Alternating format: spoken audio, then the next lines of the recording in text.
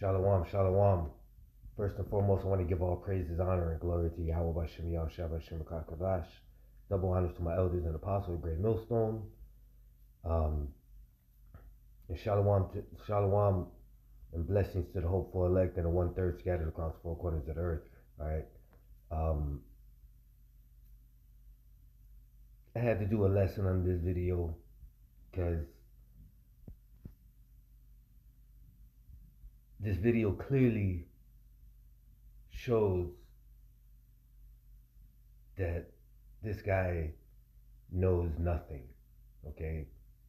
And as the scriptures say, that it's gonna be a lot of false doctrines coming out, in the last days, false prophets, false doctrines, seducing spirits, all types of stuff, okay? But I had to do a lesson on this because this guy thinks he's right, but he's wrong, and he clearly has no understanding of the scriptures. Okay, so I'm gonna let the video play.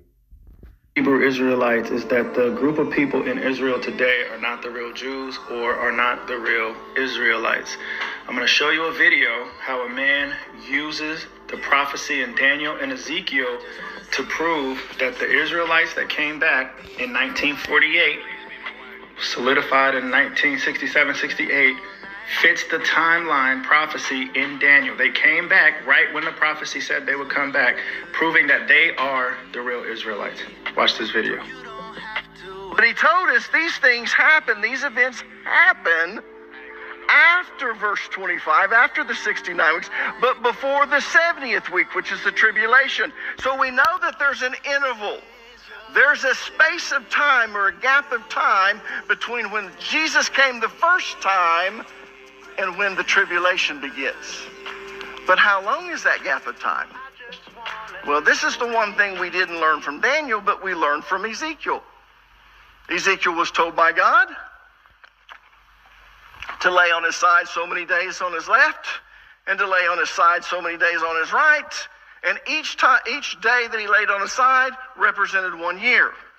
And he said, because of the people's sin, they're going to have to, or they owe me these many years of servitude.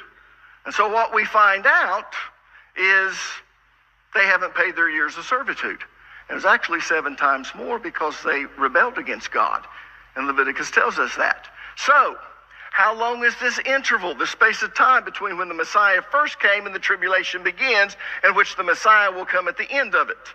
Well, we know that they came out of the Babylonian captivity on July 23rd, 537 BC. That's when it ended. But they still owed God 2,520 years of servitude. And let me ask you this. Is God going to do these great things for Israel until they paid their debt? No. God doesn't do that. Because the plumb line is just and the level is righteousness. So now they're going to have to pay this. So from this time here, there's 2,520 years of servitude they still owe God. So when we count that off, and we can convert that to days, and we convert that to years, months, and dates, and we find out that on May the 14th, 1948, Israel became a nation. The very day that they paid off their debt to God in years of servitude. 1948 is when they returned from the north, south, east, west, all over. They'll tell you it was just the Ashkenazi Jews, which they're trying to tell you aren't Jews, but they are Jews, just like Ethiopian Jews are Jews. They're just mixed groups of people. Actually, the United States flew the Ethiopian Jews from Ethiopia back to Israel.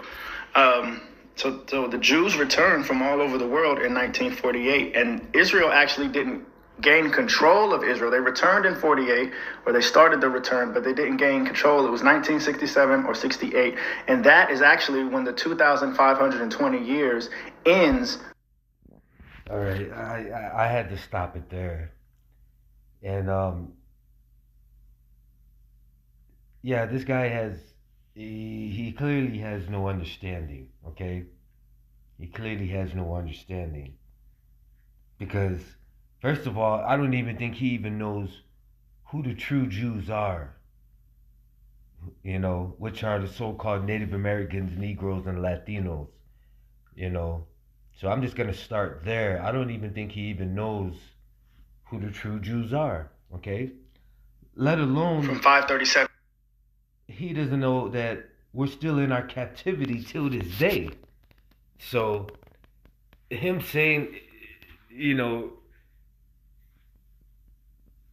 that we returned to Israel. Israel has nothing to do.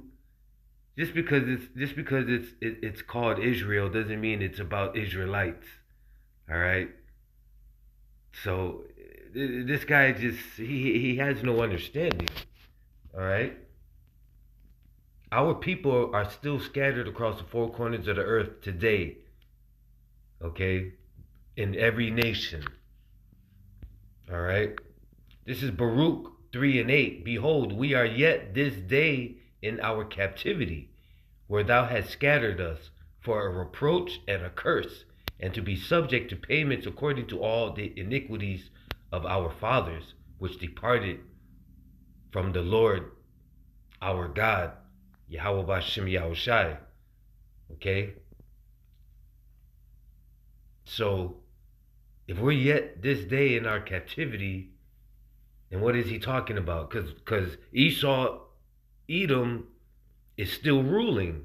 All right? The scripture says that we're going to rule over our oppressors. All right? And that hasn't happened. We're still under Esau, Edom's rulership. Okay? And the Lord hasn't returned, because when the Lord returns, this place is going to be burnt with nuclear fire. It's going to be laid to desolation. There will be nothing here but just ain't going to be nothing standing. So this guy has no understanding, man. This is Isaiah 14:1. For the Lord will have mercy on Jacob and will yet choose Israel and set them in their own land, and the strangers shall be joined with them, and they shall cleave to the house of Jacob. We're not in our own land. We're still not in our own land. So what is this guy talking about?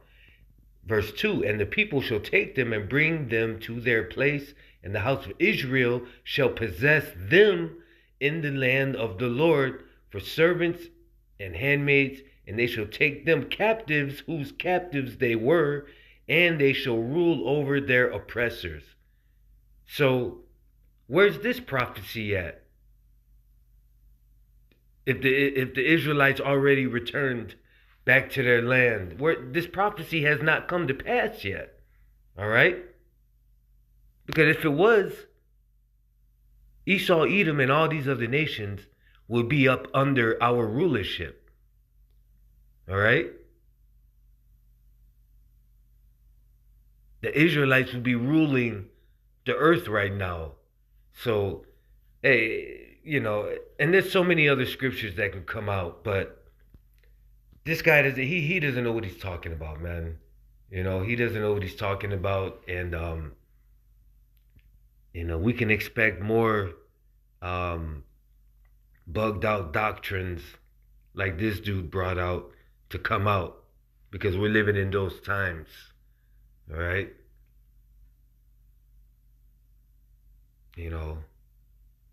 So yeah, he doesn't know what he's talking about. He just doesn't know. And hopefully this was an edifying lesson. And yes, we are still in captivity till this day. Okay?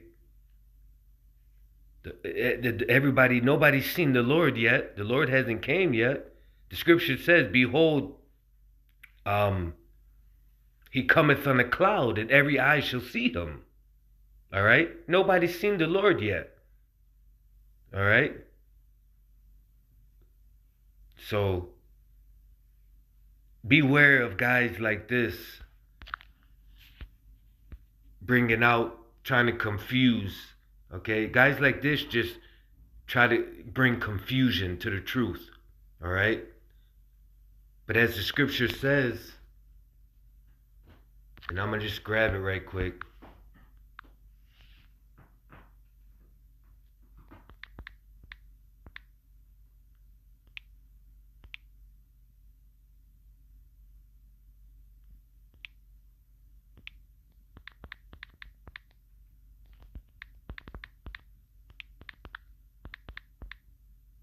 Because I don't want to butcher the scripture.